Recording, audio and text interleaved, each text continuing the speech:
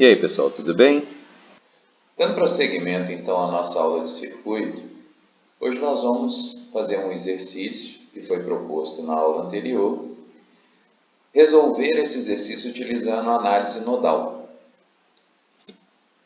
Então o exercício proposto no vídeo anterior, ele é um exercício onde nós tínhamos 3 resistores presentes em uma malha.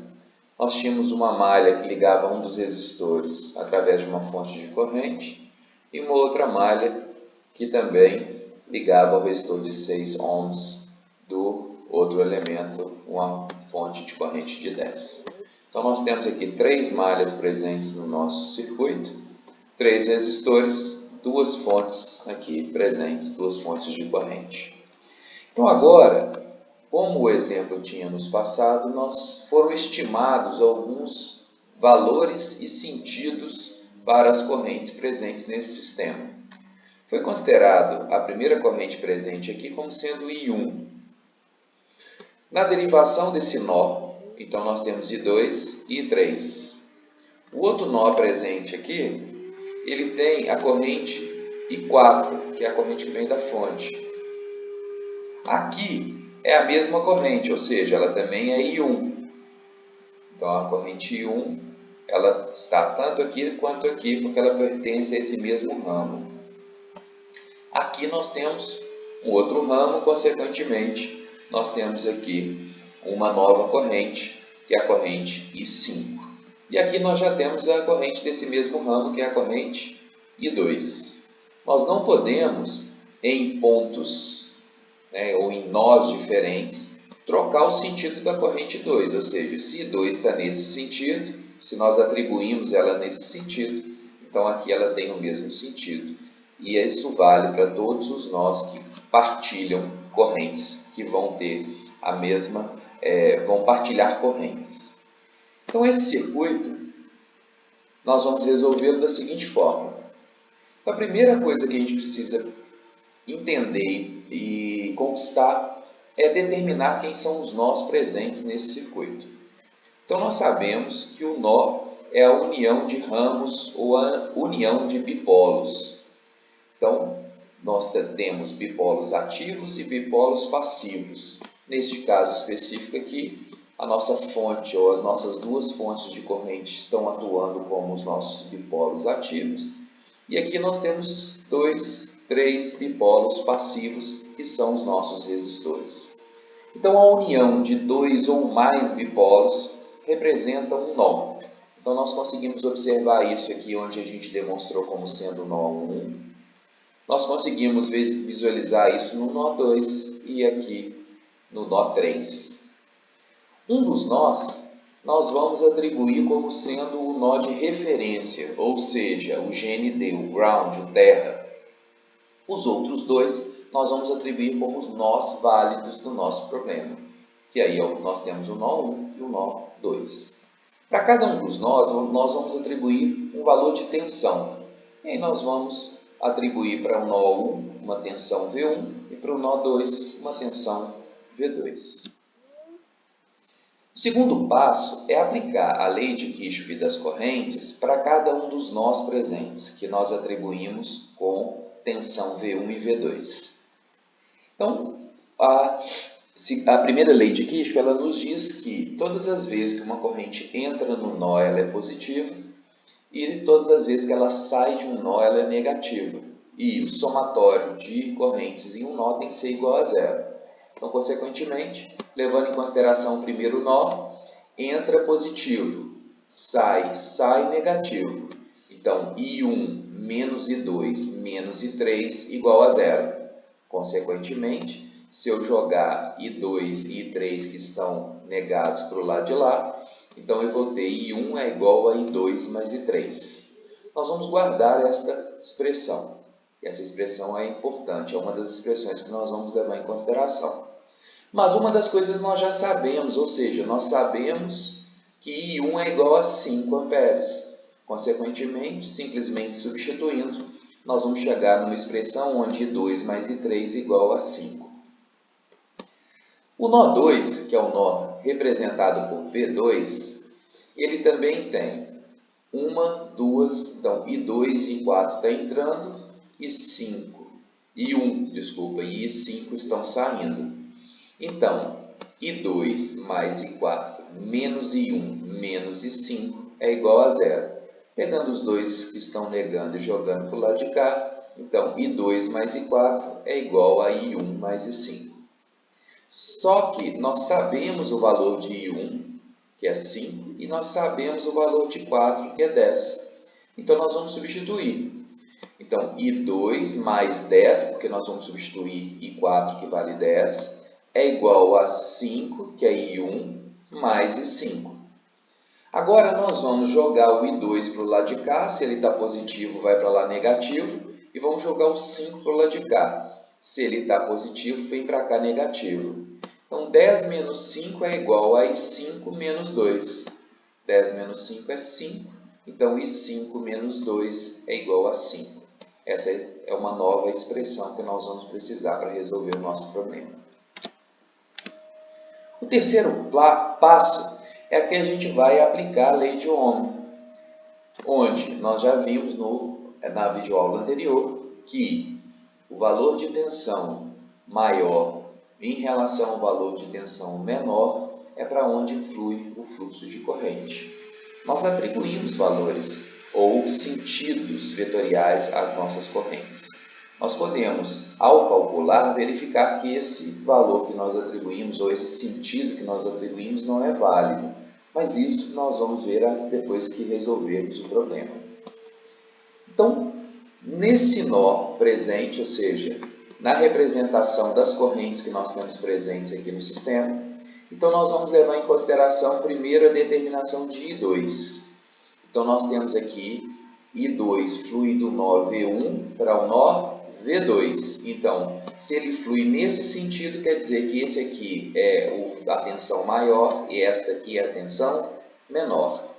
Então, I2 vai ser dado por V1 menos V2 dividido pelo resistor, que é de 4 ohms. V1 menos V2 dividido por 4. Já a corrente 3, ela flui de V1 para 0. Então, do maior para o menor, como está sendo observado. Então, vai ser maior V1 menos 0 dividido por R2. E o I5 flui de V2 para o terra. Então, nós vamos ter, neste caso específico, V2 maior menos 0 dividido por 6. E aí nós chegamos, então, aos valores de I1, I3 e I5, como nós podemos, na verdade, I2, I3 e I5, como nós podemos observar ali nas equações. Como eu tenho aqui em I3 V1 menos 0, qualquer coisa menos 0 é qualquer coisa. Então, V1 sobre 2 e I5, da mesma forma, V2 sobre 6. Então, no quarto passo, agora nós temos que substituir o que nós encontramos no terceiro passo nas expressões do segundo passo. Então, agora eu vou substituir I2 e I3, como nós podemos observar aqui nessa expressão. Então, V1 menos V2 por 4 mais V1 sobre 2 igual a 5. E I5 e I2, V2 sobre 6 menos V1 menos V2 sobre 4 igual a 5. Agora é só resolver essas equações. Então, agora é só matemática envolvido nesse processo. A gente tem que tomar certos cuidados para que a gente leve em consideração ao sinal negativo e possa ir associando e faça o mínimo dessa expressão para a gente chegar numa expressão simplificada. Então, eu só copiei aqui. Então, levando em consideração que isso aqui foi substituído e que dá esse valor, eu vou colocar em evidência aqui. Para eu colocar em evidência, eu vou colocar o 4. Então, 4, 2 é divisível por 4. E, nesse caso aqui, 1 é divisível por 4. Então, 4 é o elemento de referência que nós vamos usar. Então, 4 dividido por 4 dá 1. Então, é V1 menos V2. Copiei aqui. 4 dividido por 2 dá 2. Então, é 2 vezes V1. Igual 5. 4 dividido por 1 dá 4. 5 vezes 4. Eu posso, então, cortar esse termo, porque ele está dos dois lados da igualdade. Então, eu vou chegar a uma equação onde eu tenho V1 menos V2 mais 2V1 igual 5 vezes 4, 20.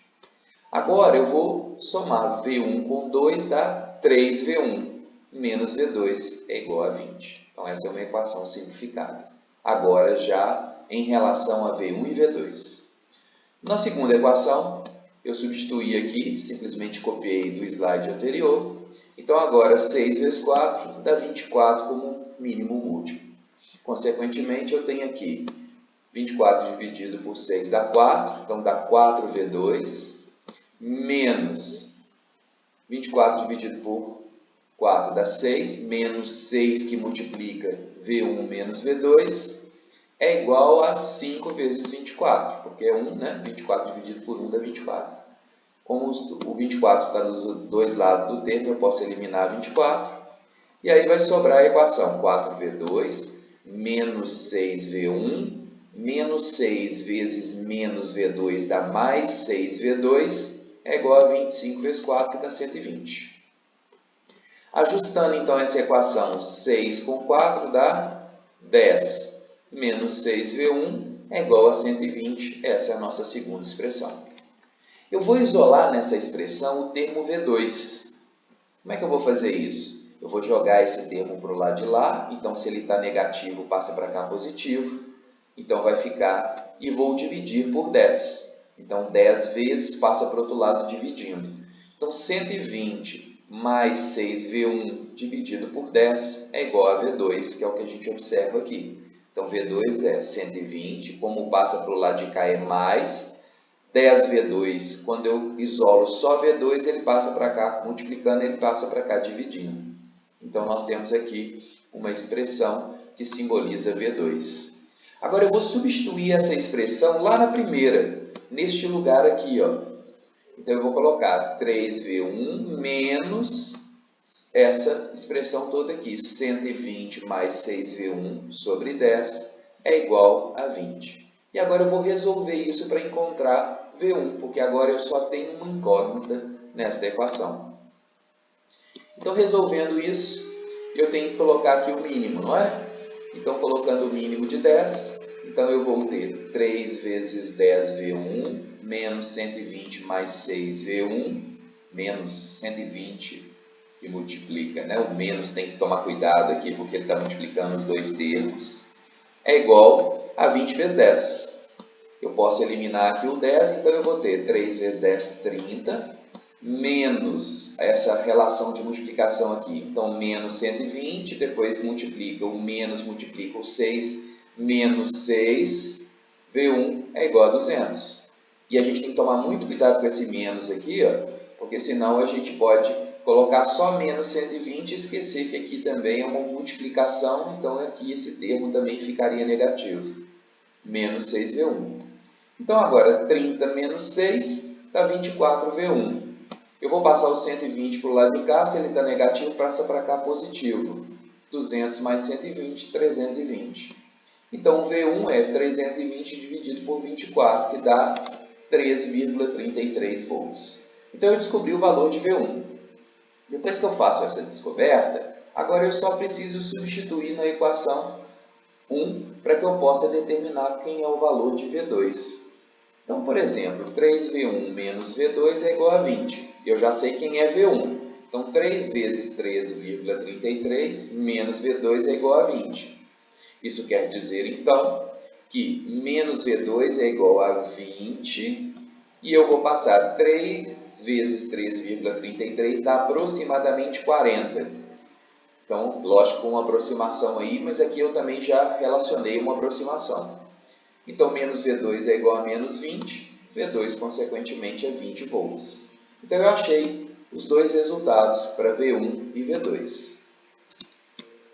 Depois que eu descobri esses valores, tem como eu calcular quais são as correntes presentes no meu sistema e verificar se até o que eu atribuí como resposta vetorial de sentido está correto. Então, no caso, calculando I2 pela equação que eu tracei, então, eu tenho V1 menos V2 dividido por 4, V1 é 13,33, V2 é 20, então, isso vai dar uma resposta negativa. O que isso quer dizer? Isso quer dizer que eu atribuí esse sentido de corrente, está vendo? De V1 para V2, mas na verdade ela flui de V2 para V1. E por isso nós encontramos aqui o sinal negativo. É a única coisa que expressa essa negação em uma corrente.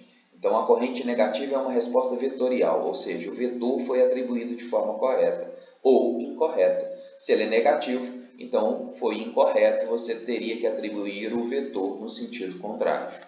Então nós sabemos que essa corrente 2 ela não flui nesse sentido, e sim no sentido convencional de V2 para V1, porque V2 é maior do que V1. Já na representação I3 é V1 sobre 2. Então 13 dividido por 2 dá 6,67, que é a corrente 3, que é essa corrente aqui. A corrente 5 é V2 sobre 6, então dá 20 dividido por 6, 3,33. Agora nós já sabemos todas as correntes, então nós podemos calcular as quedas de tensão sobre os resistores presentes nesse sistema. Então nós sabemos pela lei de Ohm que V é igual a resistência vezes a corrente. Então a queda de tensão sobre o resistor de 2 ohms ela é igual ao resistor, que é de 2, vezes a corrente 3. A queda de tensão sobre o resistor de 4 é 4 vezes I2. E a do resistor 6 é 6 vezes I5. Então, nós só fizemos aqui as operações para determinar as quedas de tensão sobre cada um dos resistores presentes nesse circuito. Como nós observamos que o resistor de 6 ohms está em paralelo com a nossa fonte de corrente de 10 amperes, isso quer dizer que a tensão que nós determinarmos em cima do resistor de 6 volts é a tensão que nós temos nessa fonte. Então, neste caso específico, nós temos uma tensão sobre a fonte de 10 amperes de 20 volts. Então, essa fonte de corrente, na verdade, ela tem uma tensão de 20 volts, mas uma corrente entregue ao circuito de 10 amperes. Já no caso, então, desta fonte de tensão aqui, se a gente estivesse considerando uma fonte de tensão, nesse caso específico, ela seria a relação entre a queda de tensão do resistor de 4 ohms, porque ele está em paralelo com essa fonte, tem o mesmo valor de tensão. Então, seria uma fonte de tensão de 6,68 volts. Eu deixo aqui um outro exercício para que vocês desenvolvam o conhecimento na aplicação da análise nodal.